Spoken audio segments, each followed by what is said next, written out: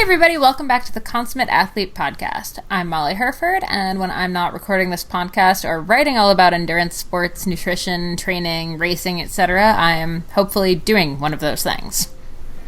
And I'm Peter Glassford. I'm a registered kinesiologist and an endurance coach, and you are here on the Consummate Athlete Podcast, or CAP, as I'm told,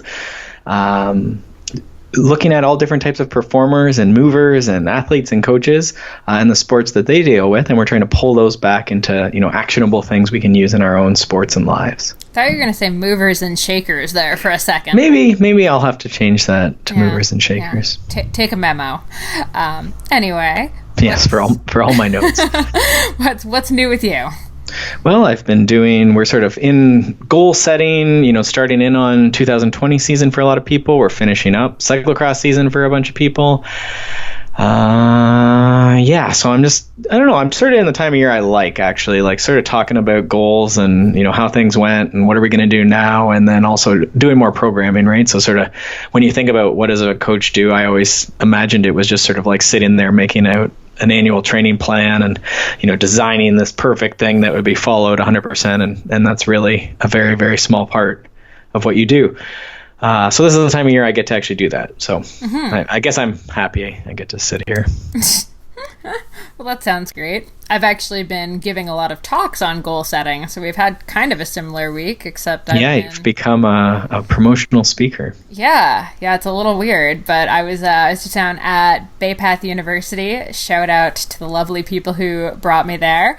And we talked all about, self-care and good habits and sort of how those help our goals. So it was really fun to kind of do a bit of an exercise where we, thought about some of our bigger athletic goals, so the big scary goals, but then actually broke down, okay, what are some of the habits that can help us get there? Not just, showing up to practice or doing the training for the day, but like there's a lot of other things like sleeping and, drinking enough water and all these little minor things that kind of come together to make our goals actually attainable.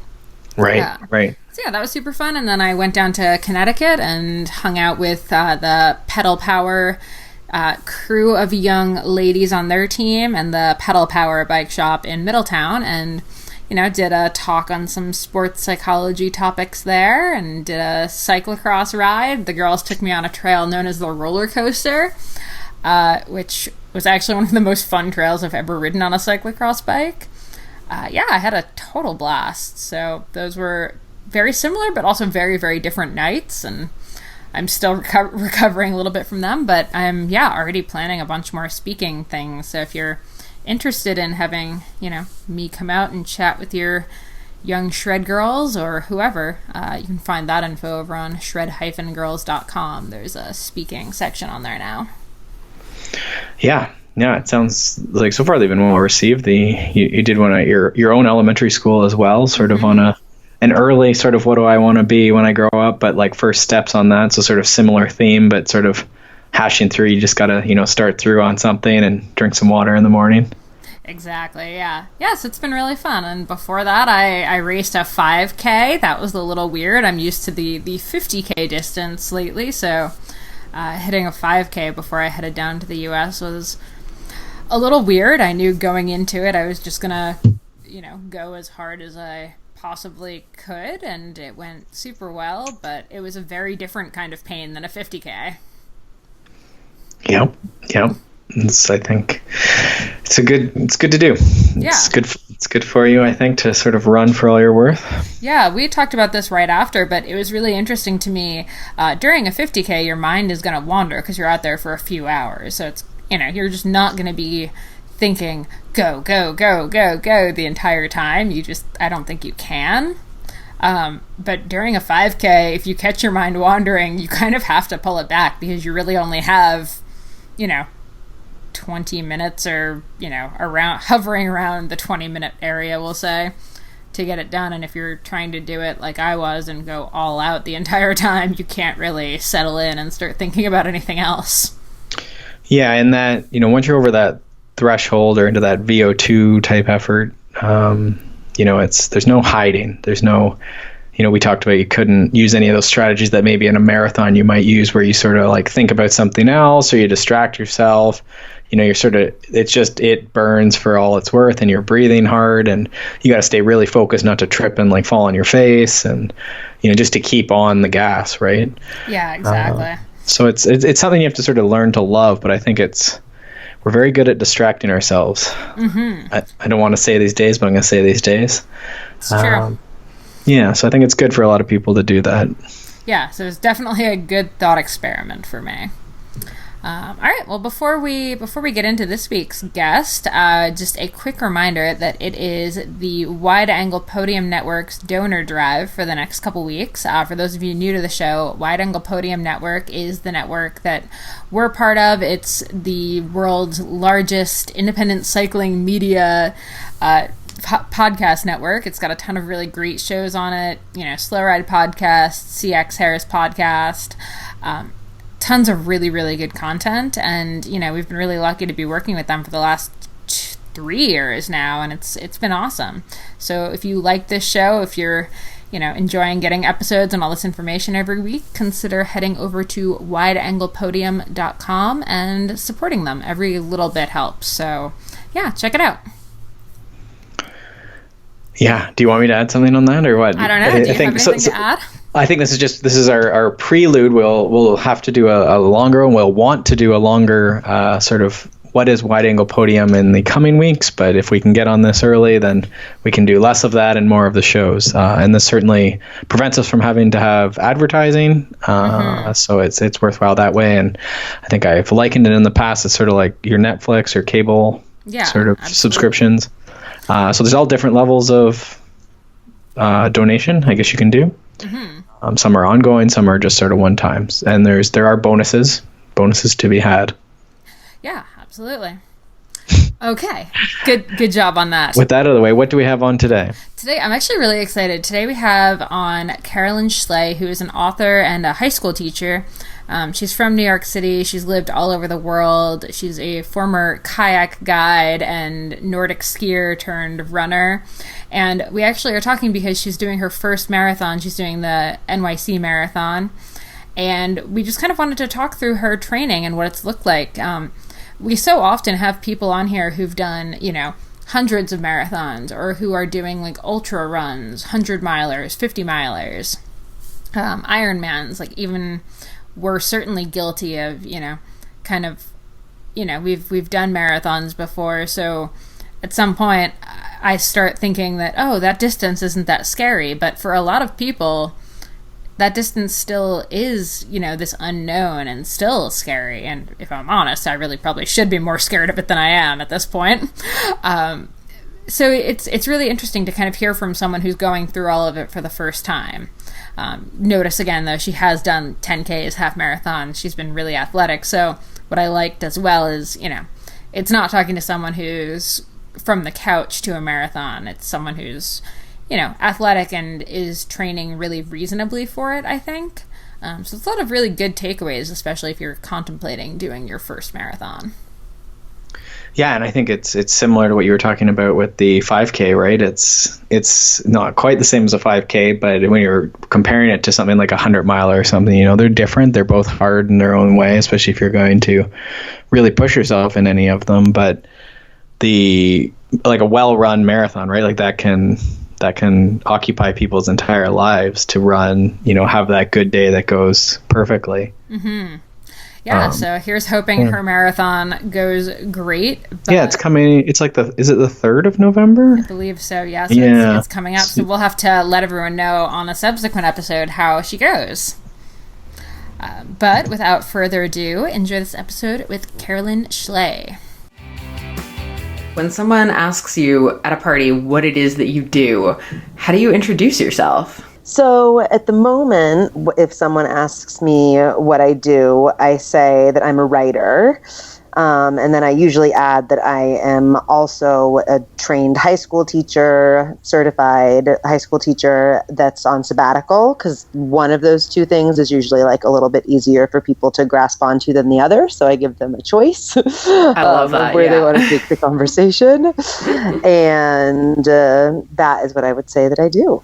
Yeah. And I mean, your outdoorsy background, like we'll talk a ton about marathon training, but you have a pretty extensive outdoorsy background background that actually would not have made me assume that you'd pick up marathon training. I would have like expected to be talking to someone who's like, oh yes, now I'm a cross-country skiing champion and mountain climber and all this crazy stuff, because you started in more of like an outdoor ed type environment. So give me your athletic background here. Yeah, so I mean, I really until high school, like I was born and raised in New York City and did pretty tame, like school-inspired team sports until probably about my junior year of high school. And then junior year, I did a semester program on a farm in New England that really made me appreciate like just the general outdoors in a much bigger picture and seek out those like just more sort of inspired outdoor opportunities in my life. So then for college, I was out in Colorado at University of Colorado at Boulder, and really just like by sort of dumb luck fell in with a really fun, active crowd there and got like a few semesters in college. I worked as a kayak instructor. I was a whitewater raft guide. A lot of my friends were whitewater raft guides. We did some really cool trips in like national park wilderness in the Western United States. I did some really cool hiking, solo hiking trips in college. And that sort of led me into immediately after college. And like when all my friends were sort of like going and getting responsible jobs, I decided to move to New Zealand and work at a ski resort for 6 months. And then I liked that outdoor based lifestyle so much that I just sort of kept doing that for 2 or 3 years and went from New Zealand to California and was fortunate to do some really fun long distance hikes in New Zealand and a lot of great day hiking when I lived in California. And then really just as I transitioned into more sort of traditional work, like I worked in outdoor education on the West Coast and then in China, it was I always wanted to be centered around just being active and being outside no matter what I was doing.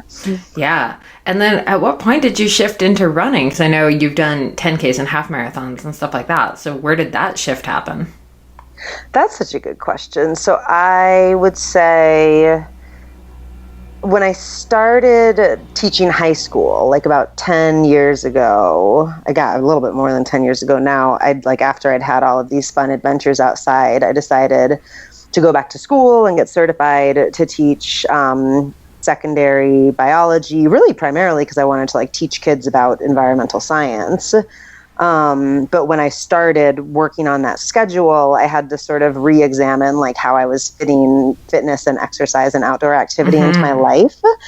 And to me, running is just the easiest thing that you can do if you're well conditioned for it. All you need is shoes. You can just go. You can, as long as you're sort of relatively cognizant about what's going on around you and where you are, you can do it pretty much anywhere, and it's always great exercise, and you don't have to participate in it for very long to feel really good. Yeah. Which is always an interest of mine when I'm trying to be outside and be in the outdoors.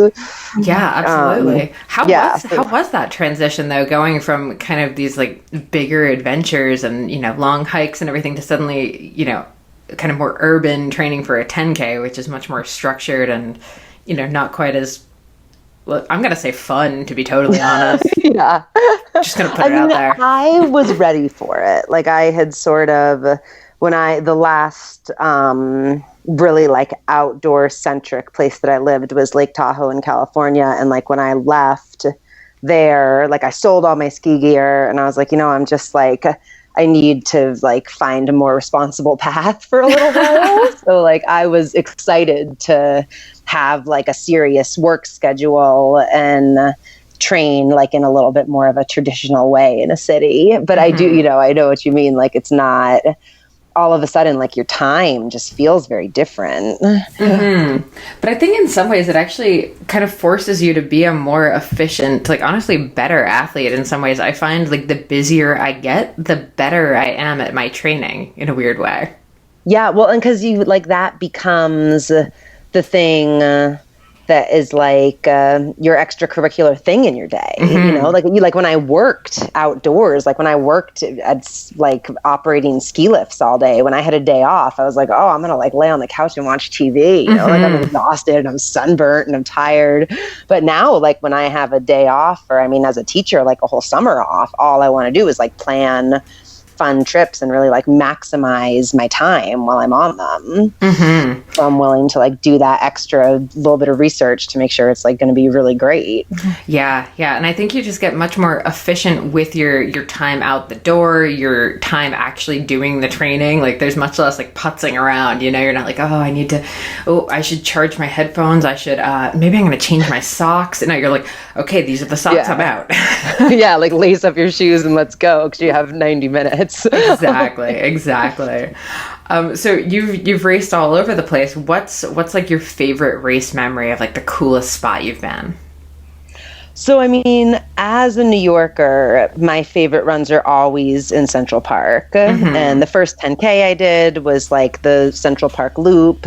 And that to me, it's just like such an iconic place to go running, and you're with people that are like so into running, you know. And I mean, running the reservoir in Central Park, like I've met people from all over the world that are runners, and they're like so stoked to be there because they've seen pictures of it and like wanted to just go run there for so long.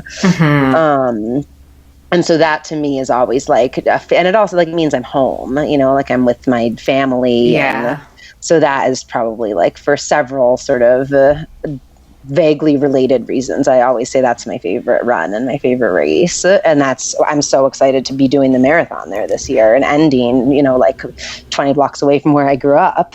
Yeah, that's awesome. So what made this the year that you're like, okay, signing up for the New York City Marathon?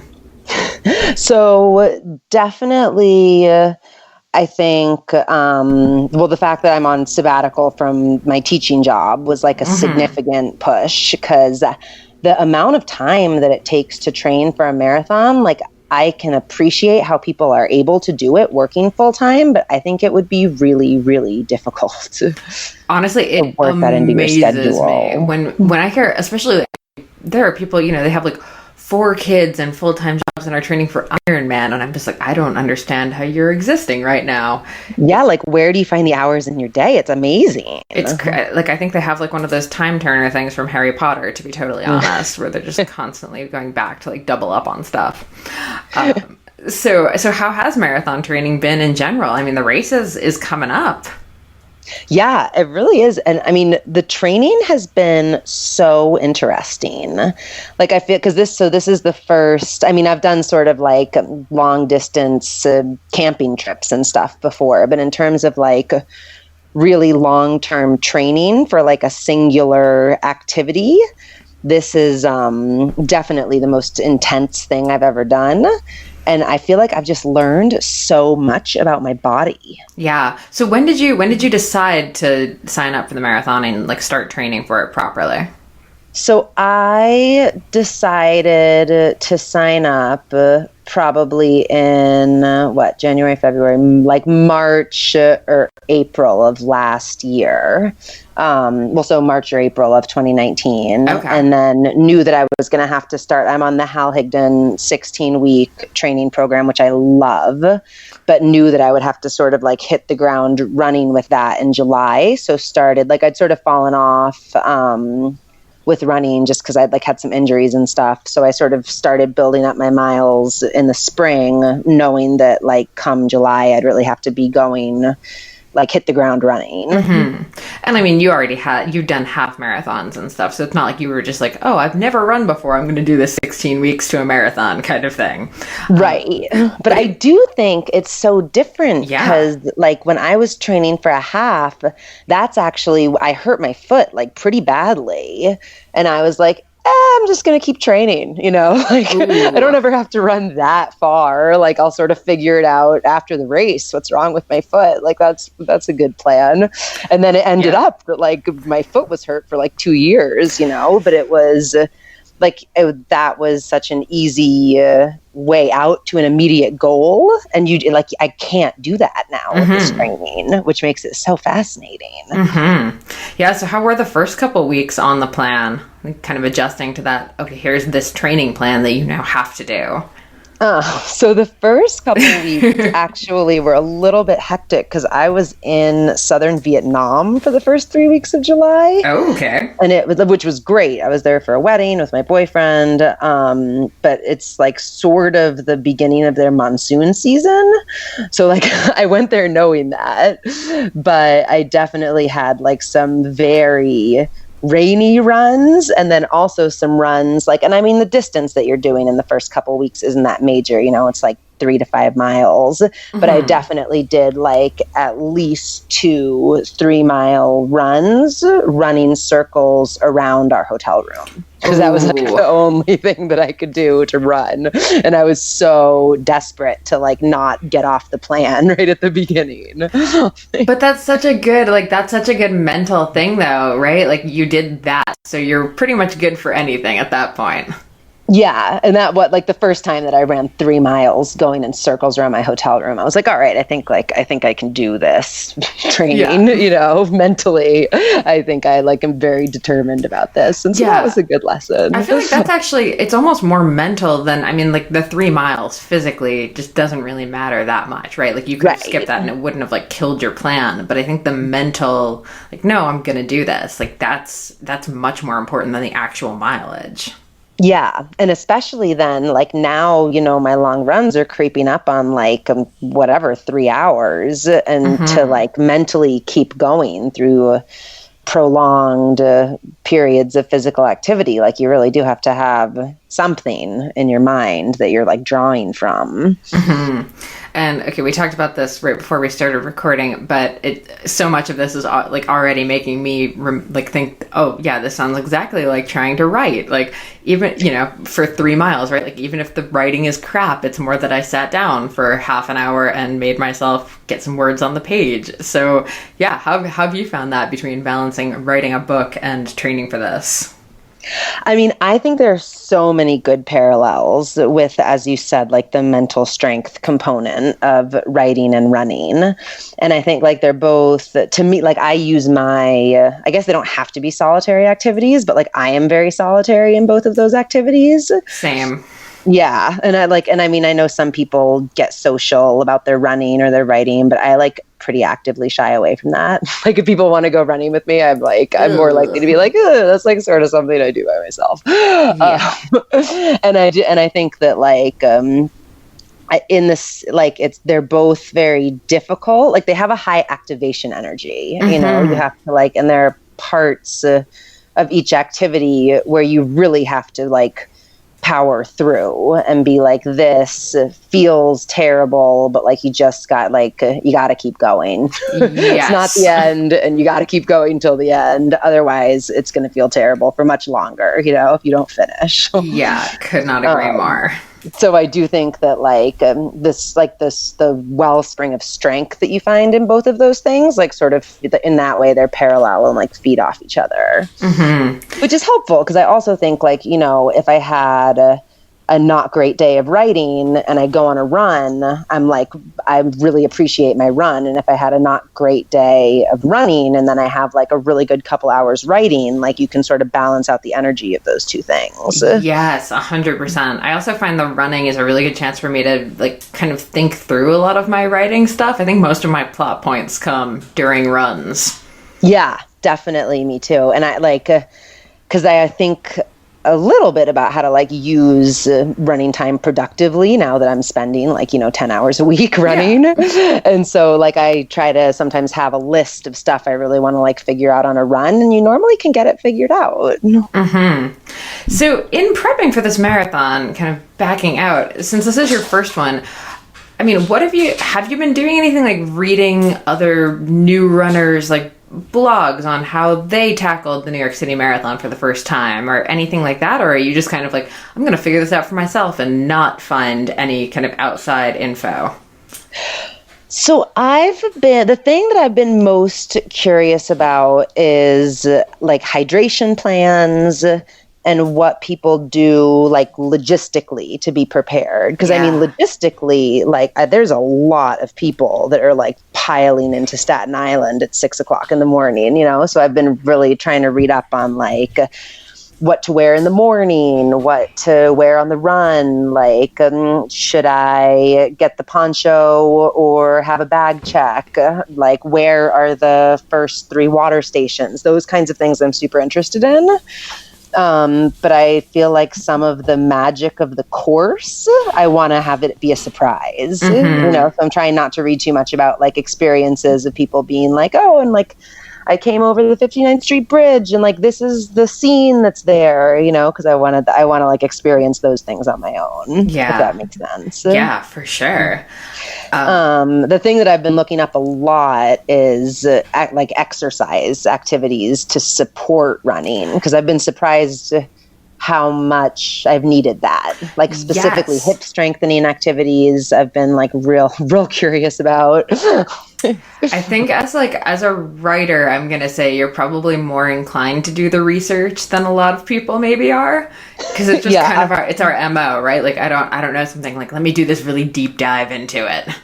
Yeah, totally. So that actually leads very neatly into, because I was going to ask you about, actually, the 3 things I wanted to ask you about were your gear and your plan for the marathon, your nutrition plan for the marathon, and your strength work and like any flexibility stuff you've been doing. So let's start with the hip stuff. So what have you figured out works? So for me, I actually went to maybe like in the beginning of August, I got like a pretty significant amount of hip pain on my right side. And I think what it turned out happened was I had torn one of those like really little muscles that sits under your glutes, not torn, but like strained it.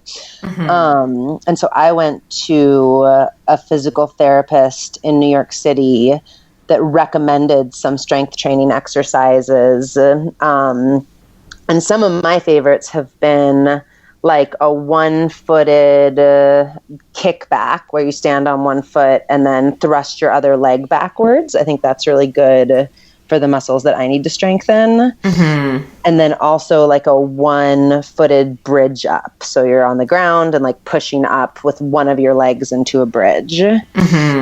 How often are you doing that stuff? Like, is that a daily? I do that 4 times a week, like usually not on my big run day. And I try to have one day where I'm like totally resting and not doing anything. But the rest of the days, I'll, 4 of the other 5 days, I guess I'll try to do these. It's like, you know, probably half an hour altogether worth of strengthening exercises and stretches. And the stretch that I've actually really fallen in love with is just laying flat on your stomach and letting your, like, putting your legs up behind you and letting them V out. Because it's sort of like the other way from how you would normally stretch your legs. And it's supposed to be really good for your hip rotation. And that's like not the way people would normally rotate their hips. And I've really noticed like it's made a big difference in my hip rotation. Ooh, I'm gonna have to try that. That sounds really relaxing too. Yeah, it's like really relaxing. You know, you're like a little kid watching TV stretch. Yeah. I love that. And it's funny, the biggest thing I've done for myself in the last like few years was starting a thing where I do like some stretches and some core and various activations for whatever injury I have at any given time, like in the morning, the first thing when I wake up. And I cannot believe the difference that like a little amount of time makes to how my body feels. It's crazy. It's amazing. And like the exercises like feel so basic, you know, like some of the stuff that I was doing, I was like, well, how is this so difficult? I'm like, you know, I'm like standing on one leg with my eyes closed. Like, how can I not do this very simple thing? But it really like, when you take the 15 seconds to do it, it really changes like your whole structure of balance for your whole body. Yeah. And then, so we mentioned you're trying to figure out what to wear for the race. So what have you figured out? What's the plan from morning till finish? So the best tip that I got about the morning session of the New York City Marathon, and maybe this is normal, I don't know, but I thought it was super interesting, was that, because I mean, people, like, it can be really cold and not very nice weather, and you're sort of hanging out, like, I mean, I'll be hanging out at the start corrals for like probably 3.5 hours the morning of the marathon. So what people do is like get a bunch of cheap sweatpants and like warm clothing. And then they have Goodwill donation baskets all around the start course, and you like put your stuff in there when you're ready to get into your running position and go. And then all of the stuff is donated. And then it's like about to be winter in New York City, so it all goes out to like homeless programs in the city. Oh, that's so smart. I know. Isn't that great? So I'm going to do that. And then during the run, I mean, my gear selection is terrible. I take mountaineering gear like somewhat seriously, but running and going to the gym, I always sort of I like just like not thinking about it too much. Yeah. So like currently and for my whole training program, including like running through monsoon season in Vietnam, I wear like a white cotton t-shirt, like a 5-year-old sports bra, and I have literally one pair of running shorts that I bought at Paragon in New York City 4 years ago. So that's probably what I'm going to wear for the marathon. Oh my gosh. I know. As someone who's collected a lot of gear over the years, my eyes are like so wide right now. Oh my gosh. I mean, it's like, it's not great. I might try to do a little great. bit more. I love that. That actually makes me so happy. Like you can train for a marathon in not cotton. Optimal, like ridiculous, like technical fabrics and like super fancy stuff. I mean, honestly, if I think back, like when I was first training for a triathlon, it took me 3 years before someone told me that there were bike shorts that had like a pad in them. So I was riding in like gym shorts, like the Sophie. I think you might have me beat if you were doing triathlons and didn't have bike shorts. No, it was ridiculous. Terrible. Like the Sophie gym shorts you had in like middle school that you'd like roll up. Yeah, I was riding like 80 miles in them. Oh my God. It was so bad and no one told me. So I didn't even think it was bad because that was just what it was. Because you don't know. Yeah. Didn't know any better. So you're probably better off, honestly. Yeah. So, I mean, I'm hoping that that'll be all right. I like my sneakers. I guess they're sort of like a heavier kind of sneaker. They're the Asics Gel Nimbus. Okay. I think I actually ran my first marathon in those now that I think about it. They're like the classics. Yeah. And I actually have 2 pairs of the exact same ones. Hey, when you find the one that fits, you get multiple pairs because they will be gone that's been next really time. Helpful. And I sort of like, there's something I like about, I think it's like, I'm just making this up, but I like to sort of like, I'll wear one for like my long run and then alternate out of that pair and like let it rest. And then I feel like they're in better shape the next time I want to wear them again. So I like being able to sort of go back and forth between the 2 pairs. And I'm trying to wear them out like relatively evenly. And that seems to be working. It's really nice to have the 2 pairs, I find, because that way if one of them is like soaked from a really wet run, you can run in dry shoes the next day. Yeah, totally. That's so true. Yeah.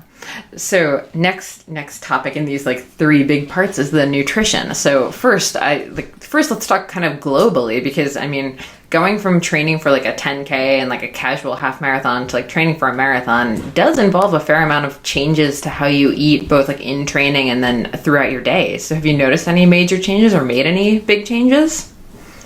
Yes, so I'm a vegetarian and like have been for a long time and have always been, comfortable with that diet throughout like whatever outdoor stuff I'm doing. But I definitely have been trying to be really careful to get a lot of protein, and I've just been like having protein bars. And I think that's been really helpful. Because I do think like if I didn't do that, my body would like want something more. And then the other thing there's a couple other things I've gotten into. This is really the first time that I've seriously tried to have like electrolyte supplements. Oh, okay. And that's been really good. Right now I'm using like a Power Bar one that's good. I like the Noon ones. But I think just like having something like that for me has been like really helpful. And I try to have that every day. And then what else has been going on with my diet? I like one of my friends that has run the marathon before recommended, I don't really like those gel packets. Yeah. But she recommended energy chews, like the sort of like shot blocks, I guess. Yeah. And I do really like those. Yeah, they're definitely a little easier consistency-wise to kind of get used to, especially if you're not used to using a bunch of sports nutrition stuff. Yeah. The gels are a little bit like, consistency of those gels is, I mean, some people really like them, but for me, it's like, I don't know. It takes some getting used to. There are scenarios where they're all right, but for me, like running on a hot day is not when I want like a gel goo. It's definitely a weird thing to have to get used to, for sure. Yeah. What has the hardest part in all of the training and prep been for you?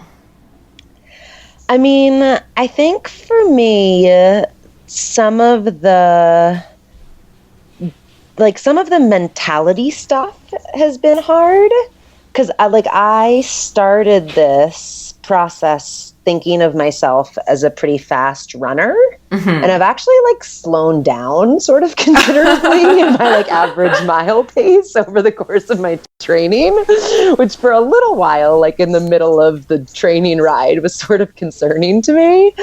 But then I decided to just embrace it, because I got hurt in August, and when I was sort of trying to retrain myself how to run so that I wouldn't get hurt again, the thing that I found that worked the best was to just slow down, you know? And then I sort of never felt comfortable bringing it back up to the pace that I used to run at. It's funny, I started working with a different coach around this time last year, and the first thing we did was basically slow down so that everything felt super easy, and I hated it. It was the hardest thing I had to adjust to. And yeah, well, because in life, you're so encouraged to do everything as fast as you can, so you can do everything all the time, and it's just it's a hard adjustment to not act like that. Yeah, exactly. So most people end up running in this weird middle ground most of the time, instead of ever running really easy and then doing really good hard efforts. But it's really hard to get out of that middle ground that feels pretty quick. So what's the easiest part, Ben? The easiest part, that's a good question. I think if I had to come up with the easiest thing, it's probably been, I really like all the places that I've been training. I've been really fortunate to be in some really beautiful running spots. So there are a fair amount of runs that I get excited to go do, just because I think they're going to be beautiful, you know? So that's been really nice. I've done some running. This summer, I was on the mid-coast region of Maine for 3 weeks of my training. And so you're running along the side of the Atlantic Ocean, all this beautiful coastline, or in New York City, or in these islands off the south coast of Vietnam, or right now I'm in Spain. So that's all really, that's nice. Yeah, for sure. So as the race is getting closer, are you getting nervous? Do you get pre-race jitters? I mean, you've raced before, so you kind of know what the start line is going to be like. So what are you feeling going into it? I mean, I'm not nervous yet. I'm sure I will be, on the ferry going over to on the other side of the Verrazano Bridge. Sure. But I'm relatively confident that I'm going to be able to finish. You know, I'm not concerned about my finish time. So in that way, I'm not nervous about that aspect of it. I'm definitely, when I ran my last 10K, I had a time I wanted to hit, and I was going to be disappointed if I didn't hit the time, you know, so I was nervous for that. And I don't feel that way for this. It's just the overall finishing it is what I'm interested in. I feel that's the best part about the first time you do a distance is you don't really have any idea. You don't have a benchmark yet, so you just do it. Exactly. I feel that's why I keep changing disciplines and distances. It's just that way I never really have to set a specific, this is the time I want to finish. Or now I trail stuff, because from one trail to the next, you can't really set this is the time I want to do it in, because I've done it in this time for the same distance in another race, because you don't know what the trail's going to look like. So. Right, because all the trails are so different. Exactly. So you never really have to be oh, well, I know I can do, 20K in 2 hours on trail, because it's like, well, how much elevation was there? What were the trails like? What were the conditions like? And it could change so much. But marathons kind of stress me out because they are very like time oriented and like pace specific. Once you've done a few and like have a benchmark to work towards, you're in like the best part of marathon racing, I feel like. Yeah. And what are you thinking post-race? Do you think you're going to have like a period of like, oh, it's done, kind of like the post-race letdown? I know after big races, I definitely get that for like a few weeks. Yeah, I definitely get that too. And I'm trying to actually line up a winter mountaineering trip so that I like have something else to look forward to. Because I do think like it's nice to have a goal. And also like, I'm hopefully going to be in pretty good shape after the marathon. So I'd like to use it as like a baseline to go and train for something else. Yeah. And now you're working on a book right now. It's not going to be done like the same day as the marathon, right? Because I've actually had that happen where I had a book due like the week after my big race. So it was like double letdown and it was hard. Yeah, because then you you need stuff to look forward to. No, it's not going to be done the same time as the marathon. It's actually, I think I'm going to do National Novel Writing Month, which is in November usually. Okay. So like I'm going to be working a lot on the book in November. So that'll be good. It'll be like a good distraction. Yeah, for sure. Shift that training time right into writing time. Yeah. Awesome. And you have a blog that kind of talks a bit about training and travel and all of that fun stuff. So why don't you let everybody know where they can find you and follow along with your adventures? And I hope you'll do a post-race wrap-up, I imagine. Yeah, for sure. I will be writing a post-race wrap-up. So I have a website that's carolinschley.com, and my blog is also immediately accessible at rhymeswithfabulous.com. And I call it like, a lifestyle and travel blog. I sort of focus on different adventures that I'm having and stuff that's going on in my world. And I would love to have people check it out and let me know if any of my experiences resonate with what they're doing. And I'll definitely be writing about the race so people can figure out if I did it or not. Awesome. And before we wrap this up, do you have just a couple of tips for someone who's listening to this and is like, I really do want to sign up for a marathon? What's your best beginner advice? So I think this is like such good transferable advice to any different part of your life. Is like it's important to schedule your priorities. So like when I was really thinking that I wanted to sign up for a marathon, I was able to schedule it in a time when I like didn't have a lot of other stuff going on at work. But I think if you do, you can also look at your schedule and be like, okay, if I'm going to be running 5 hours a week, like specifically when exactly could I do that? And would I be able to like get myself out of bed at 5 a.m. or go to the gym after work or like whatever it takes to do that? And I think seeing the reality of what it would be like in your schedule is like a really important first mental step for anything you're going to do. Oh, yes, because so many people overcommit so much and get burned out in the first, week or show up completely unprepared, one or the other. Yeah, totally. And when you're talking about athletic stuff, like you might get hurt or have something sort of go awry and you don't want that. And when you're talking about other big projects, like you need to know that how to schedule your time. Yeah, absolutely.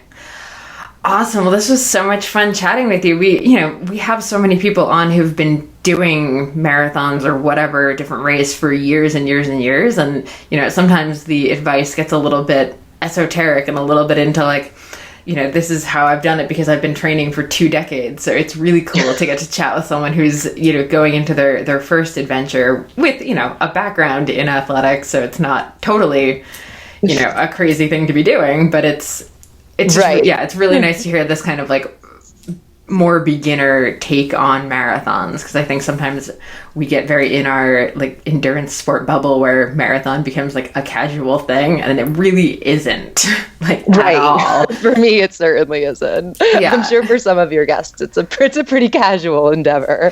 But it's definitely not. And I think it's so interesting to hear the more esoteric advice too, but it's been great talking to you about all this. Yeah, this was super fun. And hopefully we'll cross paths one of these days between the fact that we're occasionally both in Europe and we're both occasionally in the New York area. So hopefully we'll manage to hook up and get out on a run one of these days. Yeah, I would love that. Awesome. Well, thank you so much, Carolyn. It's been a pleasure chatting.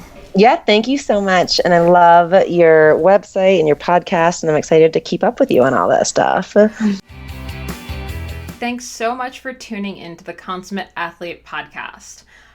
You can check out my stuff over at theoutdooredit.com or by following me on Instagram and Twitter at Molly J. Herford. And you can check out Peter's coaching, training plans, blogs, all that fun stuff over at smartathlete.ca.